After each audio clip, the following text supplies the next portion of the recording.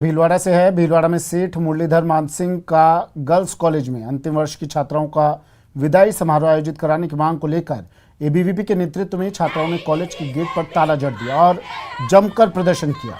इस दौरान छात्राओं ने प्राचार्य को ज्ञापन भी सौंपा। ज्ञापन में कहा गया है कि पिछले 2 साल से कोरोना के चलते सांस्कृतिक कार्यक्रम नहीं हुए हैं। इस बार परिस्थितियां अनुकूल होने के बाद भी अंतिम वर्ष की छात्राओं का विदाई समारोह आयोजित नहीं किया जा रहा है, जबकि अन्य कॉलेजों में आयोजन किए जा रहे हैं।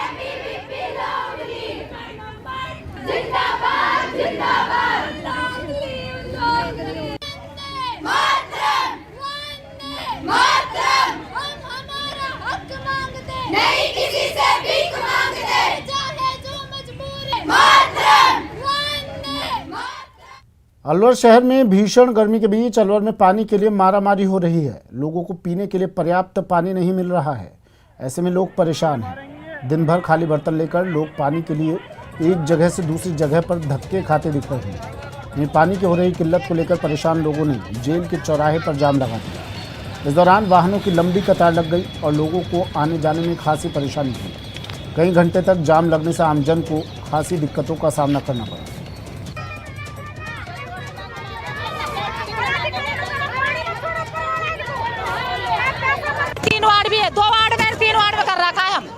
समस्या पानी की आ रही है हमको। 3 दिन में 1 दिन ना खोल रहा है और आज चौथा दिन है, आज नल भी ना खोलो। तुम्हारे लिए पानी है ही ना है। पानी की समस्या 3 दिन में नल आता है, तो आज तीसरे दिन नल दिया, एक बाल्टी भरी है, फिर नल चला गए, फिर तो बर्तन लेके हम घर चले गए। घर से फिर हम और टंकी पे गए जो नल छोड़ते हैं। भरतपुर में पानी के लिए दंडवत जन सुनवाई में दंडवत करते हुए एक सामाजिक कार्यकर्ता पहुंचा। पानी की मांग को लेकर, चंबल के पानी की मांग को लेकर इस सामाजिक कार्यकर्ता ने दंडवत किया और जन सुनवाई में पहुंचा। ये शख्स शिकायत दर्ज करवाने यहाँ पर पहुंचा। सामाजिक कार्यकर्ता को इसके बाद पुलिस ने यहाँ पर रोक लिया। दंडवत परिक्रमा करते हुए ये व्यक्ति अपनी शिकायत दर्ज करवाने यहाँ पहुँचा।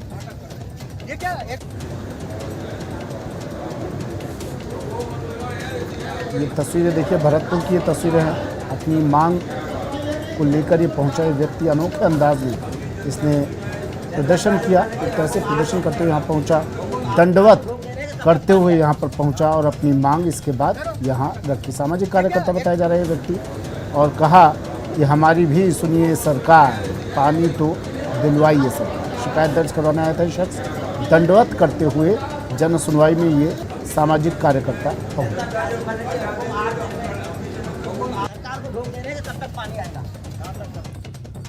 अलवर शहर के लखंडा वाले कुआं मोहल्ले में पानी की समस्या के चलते स्थानीय महिलाएं पार्षद के साथ जलदाय विभाग कार्यालय पहुंची, जहां महिलाओं ने पानी नहीं मिलने पर विरोध प्रदर्शन किया। इसके बाद जलदाय विभाग अधिकारियों को पानी की समस्या से अवगत कराया गया। लोगों का कहना है कि क्षेत्र में जो नियमित रूप से पानी की सप्लाई हो रही थी, उस पानी की सप्लाई वैसे ही विभाग के अधिकारी क्षेत्र में करें, जिससे गर्मी के मौसम में लोगों को परेशानी का सामना नहीं करना पड़े। जलदाय विभाग को पानी, जलदाय विभाग नियमित आधा घंटा पानी आता था, तो ठीक है, हम जैसे भी काम चला रहे थे। लेकिन पीएचडी के अधिकारियों और कईयों ने एक पता नहीं क्या मीटिंग करने के बाद हमारा पानी 1 दिन छोड़ के 1 दिन दे दिया और हमसे ये कहा कि हम डबल पानी दे देंगे। लेकिन सर 15 दिन गुजरने के बाद भी 1 दिन छोड़ के 1 दिन की स्थिति हमारी ऐसी कर दी है। लोगों के घरों में बिल्कुल भी पानी नहीं है। सारे लोग एक स्ट्रेस में रहने लग गए हैं। देवा गुर्जर हत्याकांड में बड़ा अपडेट है। हत्याकांड के 7 और आरोपियों को गिरफ्तार कर लिया गया है। दूसरा मास्टरमाइंड सांवरा भी गिरफ्तार। मामले में अब तक 16 आरोपियों को गिरफ्तार किया जा चुका है। सैलून में घुसकर 22 बदमाशों ने देवा की हत्या की थी और अब एक एक कर तमाम आरोपियों की गिरफ्तारी। बड़ा अपडेट, बड़ी खबर टीवी स्क्रीन पर। ओम प्रकाश मेरे सहयोगी हमारे साथ फोन लाइन पर जुड़ गए हैं। ओम प्रकाश, 7 और आरोपी गिरफ्तार, लगातार पुलिस की कार्रवाई जारी और एक एक कर तमाम आरोपियों के गिरबान तक पुलिस के हाथ पहुंच रहे हैं। अपडेट क्या? जी 5, क्योंकि न्यूज 18 राजस्थान ने पहले ही सुबह ही बता दिया था कि 5 आरोपियों को जल्द गिरफ्तार कर लिया जाएगा। तो 5 आरोपी तो दोपहर के आसपास ही गिरफ्तार कर लिए थे, लेकिन अभी अभी जो सूचना मिली है उसमें 2 और आरोपियों को जो चेचट राउतपाटा इलाके से जिसमें सेकंड मास्टरमाइंड सांवरा भी है, वो उनके सहित 2 और आरोपी अब तक अभी पकड़ में आए हैं। तो कुल मिला के ये कहा जा सकता है कि आज मर्डर करने की इस वारदात को अंजाम देने की इस गैंग के 7 बदमाशों को आज एक ही दिन में गिरफ्तार किया जा चुका है, जबकि 9 आरोपी पहले ही रिमांड पे चल रहे हैं। अब तक 16 आरोपी इस मामले में गिरफ्तार हो चुके हैं, जबकि 22 आरोपियों को टोटल को गिरफ्तार किया जाना है। प्रेम सागर, बाल मुकुंद और ये तमाम जो लोग थे, सबसे बड़ी बात है कि जैसा बताया जा रहा था पहले कि ये आबादी क्षेत्र में कहीं भी नहीं थे, ये घने जंगलों में घूम रहे थे और पुलिस की जो सर्च अभियान चल रहा था वो चेचट, कनवास और वहीं मुकुंदरा और दर्रा के इलाकों में, एमपी से सटे इलाकों में जो जंगलों में सर्च अभियान चल रहा था, वहीं पुलिस की टीम को, एसआईटी की टीम को जो है सफलता हासिल हुई है और तमाम जो 7 आरोपी आज गिरफ्तार हुए हैं उन तमाम आरोपियों को आसपास के इलाकों में से गिरफ्तार किया है। हालांकि 2 आरोपियों को राउतपाटा के पास से गिरफ्तार किया है, लेकिन ये घने जंगलों में सर्च जो ऑपरेशन चलाया जा रहा था वहां से पकड़ने में पुलिस ने सफलता हासिल की है। जी, 16 आरोपी अब तक गिरफ्तार हो चुके हैं। ओम प्रकाश, यानी 6 आरोपी अभी फरार चल रहे हैं, इनके बारे में कोई सुराग मिल पाया? और जो आरोपी आज गिरफ्तार किए गए हैं, आप बता रहे हैं 5 आरोपी सुबह गिरफ्तार हुए थे, 2 और की गिरफ्तारी हुई है, 7 आरोपी अब तक गिरफ्तार हो चुके हैं। इनसे किसी तरह का कोई सुराग मिला? जी, पुलिस का दावा है कि इनसे बहुत कुछ सुराग हासिल हुआ है और जल्द ही जो 6 आरोपी हैं उनको भी, जो बचे हुए हैं आरोपी, उनको भी गिरफ्तार किया जा सकेगा। लेकिन सबसे बड़ी बात सुमित इसमें बता दें कि इसमें जो परिजनों का आरोप था वो करीब 1 दर्जन से ज्यादा नहीं था, लेकिन पुलिस जिस तरह से। शुक्रिया ओम प्रकाश तमाम जानकारी के लिए। खबर श्रीगंगानगर से है, जहां गांव 6Z में कचरा डंपिंग पॉइंट को हटाने और प्रस्तावित कचरा निस्तारण प्लांट के विरोध में ग्रामीणों ने विरोध जताया। ग्रामीणों ने जिला कलेक्ट्रेट कार्यालय और नगर परिषद कार्यालय पर विरोध प्रदर्शन किया। ग्रामीणों ने नगर परिषद प्रांगण में धरने पर बैठकर कचरा डंपिंग पॉइंट को हटाने की मांग की। ग्रामीणों का कहना है कि 6Z में मौजूद कचरा डंपिंग पॉइंट में रोज नगर परिषद के द्वारा सैकड़ों टन कचरा डाला जा रहा है, जिससे यहाँ पर और इसके आसपास के अन्य ग्रामीण क्षेत्रों का वातावरण दूषित हो रहा है।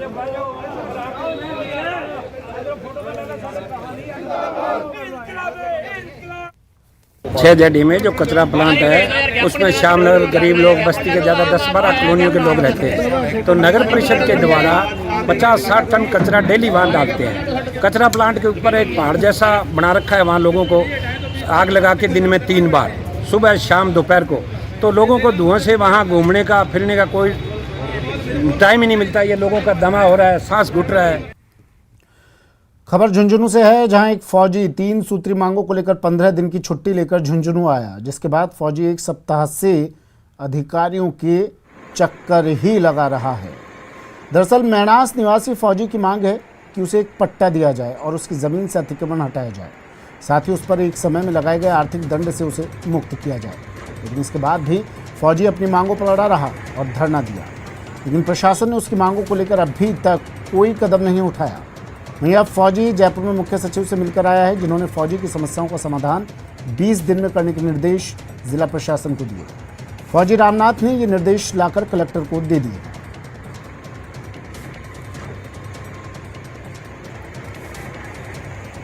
तीनों कामों के अंदर से पट्टा बनाने का काम तो इन्होंने दूसरे दिन करवा दिया था, बाकी 2 काम जो थे बचे हुए थे, एक अतिक्रमण का मामला है, एक आर्थिक दंड लगाया हुआ था उसका मामला है।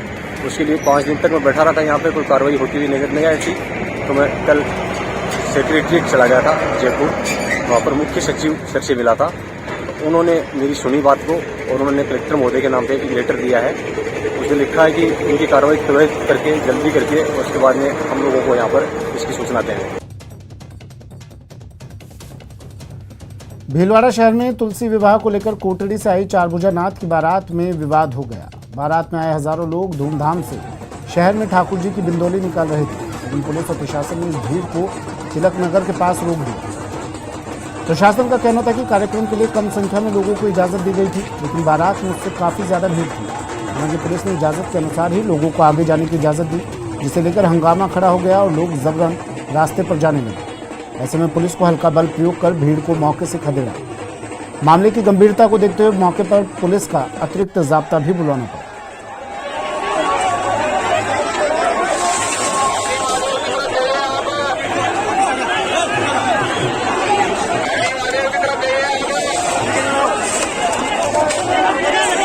दोबारा की तस्वीरें हैं। पुलिस प्रशासन ने जब यहां पर भीड़ को रोका, 4 बजे नाथ की बारात में विवाद हुआ और इस विवाद के बाद हंगामा इतना बड़ा कि पुलिस को बल प्रयोग करना पड़ा। तुलसी विवाह को लेकर कोटड़ी से आई 4 बजे नाथ की बारात में विवाद हुआ था। हजारों लोग धूमधाम से बिंदौली निकाल रहे थे, लेकिन पुलिस ने इस भीड़ को तिलकनगर के बाद रोक दिया।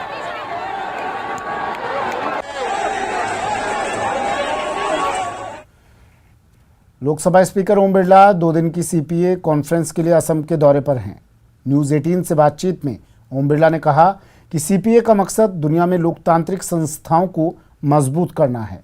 इस दौरान जनता की विभिन्न समस्याओं पर चर्चा होगी और इनका विधायी निगरानी में समाधान निकालने की कोशिश होगी। सीपीए में मंथन के जरिए लोकतांत्रिक संस्थाओं को जनता के प्रति और जवाबदेह बनाने पर जोर रहेगा। पाकिस्तान में सत्ता संघर्ष पर लोकसभा स्पीकर ने कहा कि भारत दुनिया का सबसे बड़ा लोकतंत्र है। यहाँ सहज रूप से लोकतांत्रिक प्रक्रिया के तहत सत्ता का हस्तांतरण होता है। दुनिया भर में भारत की लोकतांत्रिक पद्धति का सम्मान किया जाता है। हमारे साथ हैं लोकसभा अध्यक्ष ओम बिरला जी। लोकतांत्रिक मूल्यों को लेकर लोकसभा हो या विधानसभा विधान परिषद हो, आप लगातार हम देखते हैं कि आप लगातार बैठक करते हैं, बातचीत करते हैं, चर्चा करते हैं। आपको लगता है कि इसका असर पड़ रहा है जमीनी स्तर पर? निश्चित रूप से कई बार हमारे पीटीशन अधिकारियों के सम्मेलन में कई विषयों पर हमने निर्णय किए। वो निर्णय कई विधानमंडलों ने एग्जीक्यूट किए, जिसके एक अपेक्षित परिणाम आए। हमारी कोशिश रहती है कि सदनों में चर्चा होना चाहिए, संवाद होना चाहिए, समृद्ध परंपराएं जो हमारी सदनों की उनको हम स्थापित करें, उच्च गरिमा स्थापित करें। ये लगातार संवाद चर्चा करने से एक अपेक्षित परिणाम आते हैं और इसीलिए समय समय पर पीठासीन अधिकारी सम्मेलन भी होता है। सीपीए पर कई मुद्दों पर चर्चा होती। इस बार हमारा मुद्दा है कि हम किस तरीके से आकांक्षी वर्ग की समस्याओं को विधायी निगरानी के माध्यम से एक अपेक्षित परिणाम ला सकें। उसी के साथ देश के नौजवानों की लोकतांत्रिक प्रक्रिया में सक्रिय भागीदारी हो। ये वर्ष आज़ादी का अमृत महोत्सव है। देश की आज़ादी में देश के नौजवानों का बहुत बड़ा योगदान रहा। उन्होंने बलिदान दिया, कुर्बानी दी। जिस समर्पित और राष्ट्र भाव के साथ उन्होंने आज़ादी दिलाई, इस आज़ादी के अमृत महोत्सव में हमारा सोच है, हमारा विचार है, उस पर मंथन चल रहा है कि किस तरीके से हम लोकतांत्रिक प्रक्रियाओं में ज़्यादा से ज़्यादा युवाओं की, महिलाओं की भागीदारी करें। क्या लोकतांत्रिक मर्यादाओं को लेकर पाकिस्तान को सबक लेनी चाहिए भारत से? मैंने कहा नहीं, मैं किसी देश के बारे में टिप्पणी नहीं करना चाहता। हम ये भारत के बारे में कह सकते हैं कि हमने इस 75 साल में लोकतंत्र को सशक्त किया, मजबूत किया है, क्योंकि लगातार मतदाताओं के द्वारा मतदान का प्रतिशत बढ़ना, इससे लोगों का विश्वास और भरोसा लोकतंत्र के प्रति और बढ़ा है। ये विश्वास भरोसा और बढ़े, इसके लिए हम समय समय में लोकतांत्रिक संस्थाएं काम करती रहती है। धन्यवाद सर। तो ये थे लोकसभा अध्यक्ष ओम बिरला। कैमरामैन अप्पू पाठक के साथ अनूप गुप्ता, न्यूज़ 18 नेटवर्क, गुवाहाटी। चलिए, वक्त एक ब्रेक का है। ब्रेक के बाद बात करौली हिंसा पर जारी। और अब बात करौली हिंसा को लेकर सियासी घमासान की। बीजेपी के प्रतिनिधिमंडल ने राज्यपाल कलराज मिश्र से मुलाकात की और करौली हिंसा के लिए जिम्मेदार लोगों के खिलाफ सख्त कार्रवाई की मांग की। प्रदेश अध्यक्ष सतीश पूनिया, राजेंद्र राठौड़, किरोड़ीलाल मीणा, गुलाब चंद कटारिया समेत 18 सदस्य प्रतिनिधिमंडल ने गवर्नर से मुलाकात की। नेताओं ने कहा कि गहलोत सरकार हिंसा के लिए जिम्मेदार है। असली गुनहगारों को बचाया जा रहा है, जबकि निर्दोषों को फंसाया जा रहा है।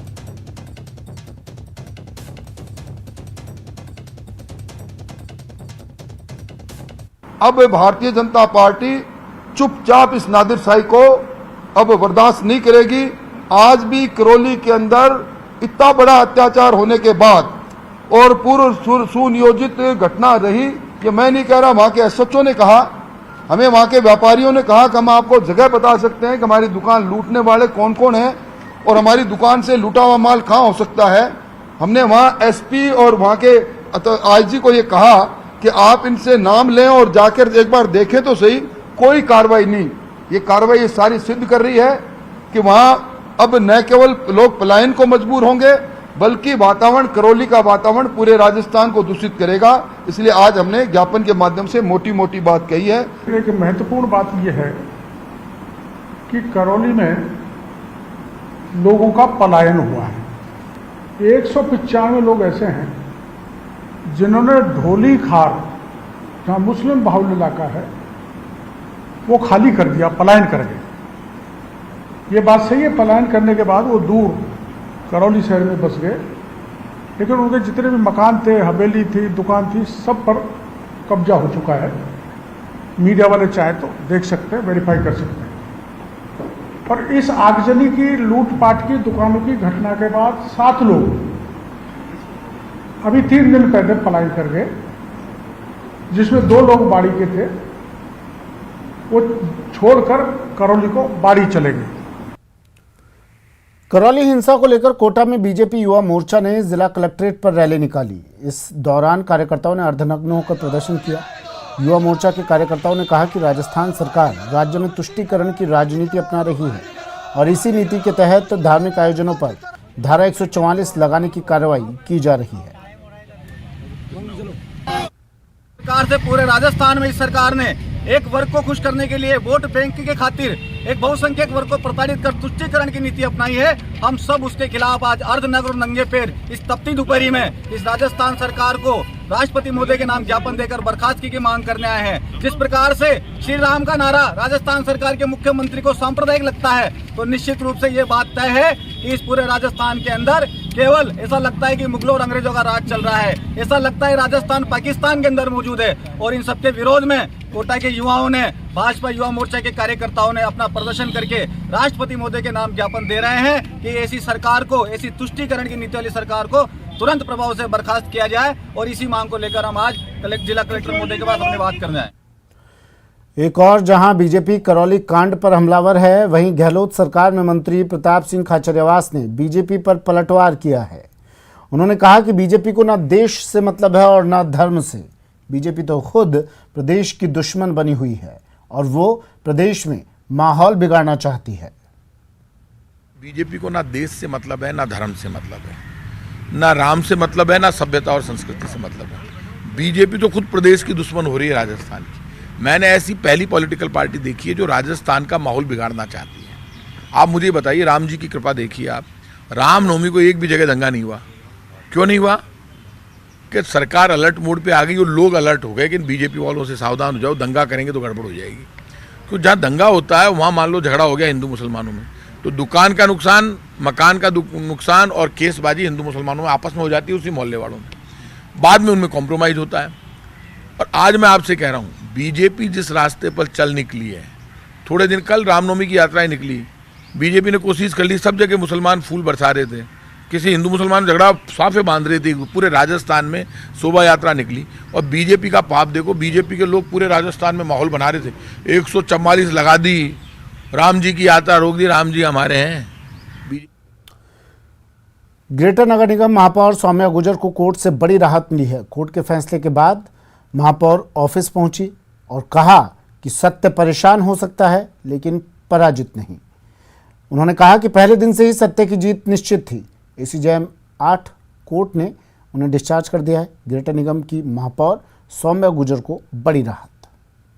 मैडम, जिस तरह से निचली अदालत ने भी आज आपको रिलीफ दिया है और साफ तौर पर कहा कि आपको कोई इसमें नहीं माना जा सकता है, क्लीन चिट दी है, किस तरह से आप देखते हैं इस फैसले को? देखिए, पहले भी मेरा कहना था कि सत्य जो है वो सामने आएगा। सत्य का रास्ता कठिन होता है, परेशानियां आती हैं, पर अंतोतगत्वा जीत सत्य की होती है। और माननीय न्यायालय ने आज अपने इस मत से स्पष्ट कर दिया है कि सत्य जो है हमेशा जीतता है। और माननीय न्यायालय पे मुझे भरोसा भी था, सत्य परेशान हो सकता है, पराजित नहीं। उदयपुर जिले के सायरा थाना क्षेत्र में पुलिस कांस्टेबल द्वारा बेरहमी से मारपीट के मामले में उदयपुर पुलिस अधीक्षक ने थाने के 5 कांस्टेबल को निलंबित किया है। सायरा थाना क्षेत्र में पिछले दिनों एक युवक की 5 पुलिस कांस्टेबलों ने उसे रोककर उसके साथ बेरहमी से मारपीट की, जिसके बाद मामले ने तूल पकड़ा तो अब 5 कांस्टेबल पर गाज गिरी है। इस पूरी वारदात में शामिल 5 कांस्टेबलों के खिलाफ मामला दर्ज करने के आदेश दिए गए हैं।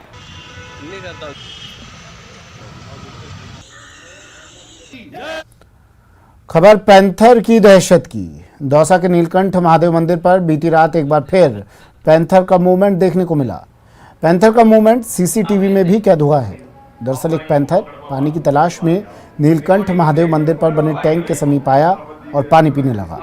देवगिरी पहाड़ी पर स्थित नीलकंठ महादेव मंदिर पर बीते करीब 1 साल में दर्जनों बार पैंथर दिखाई दे चुका है, जिससे श्रद्धालुओं और आसपास के लोग भयभीत हैं।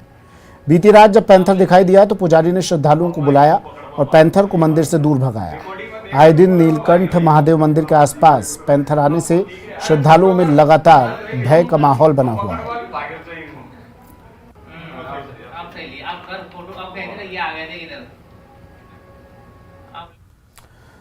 गर्मी की तपिश का सीधा असर राजधानी जयपुर में पर्यटकों की आमद पर पड़ रहा है। राजधानी आने वाले पर्यटकों में तापमान के बढ़ने की वजह से पर्यटकों में गिरावट दर्ज की जा रही है। जनवरी से लेकर मार्च तक पर्यटकों से गुलजार रहे गुलाबी नगरी के पर्यटन स्थल अब सूने सूने नजर आने लगे हैं। बुकिंग विंडो खाली है, स्मारकों पर सन्नाटा नजर आने लगा है।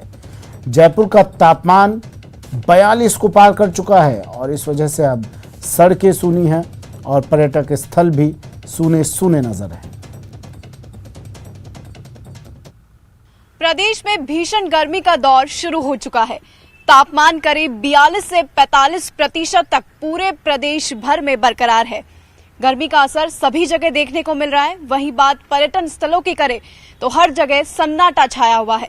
जयपुर का जंतर मंतर हो, आमेर महल हो या सिटी पैलेस हो, हर जगह पर्यटकों की आवाजाही में कमी देखी जा रही है। और अगर आंकड़ों के तहत मैं आपको समझाऊं तो यही आंकड़ा करीब जनवरी फरवरी की हम बात करें तो औसतन दिन में जो पर्यटक आ रहे थे वो करीब 3000 से 4000 के बीच थे। वहीं आज इन पर्यटकों की संख्या 1500 ही रह गई है। वहीं बात अगर वीकेंड्स की करें तो वीकेंड्स में करीब 6 से 7000 पर्यटक रोज औसतन देखी जा रही थी। वहीं अगर आज बात करें तो ये 3000 ही रह चुकी है। Hi, yeah, we're in Jaipur from Australia. It's beautiful, really enjoying Jaipur. Very hot compared to what we're used to, about 20 degrees at home. But here, very, very warm, but it's been beautiful. Loving the food and loving seeing these beautiful things. गर्मी बहुत ज़्यादा आसमान छू रही है, साथ के साथ महंगाई भी बहुत ज़्यादा आसमान छू रही है, जिसकी वजह से पर्यटक बहुत ज़्यादा कम आ रहे हैं, जैसे आप देख सकते हैं यहाँ पे। और बाहर भी खाना जीएसटी की वजह से काफ़ी महंगा मिल रहा है। अभी मार्च लास्ट में गर्मी बढ़ने शुरू हुई है और अभी गर्मी ज़्यादा होती जा रही है। इसको देखते हुए पर्यटकों की संख्या में कमी काफ़ी आई है। अभी पिछले 10 दिनों से हम देखते हैं कि 1000, 1200, 1400, 1500 मतलब औसतन 1200 से 1300 पर डे टूरिस्ट आ रहे हैं। जबकि मार्च में अगर देखें तो पूरे मार्च में लगभग 75,000 टूरिस्ट आए थे, जो पर डे का औसत करीब 2500 था। इसीलिए पर्यटकों की कमी जो है पूरे जयपुर के मॉन्यूमेंट्स पर दिखाई दे रही है। इसी के साथ मैं महिमा जैन, कैमरामैन अविनाश के साथ न्यूज़ 18 राजस्थान, जयपुर। फिलहाल इतना ही, दीजिए इजाजत, नमस्कार।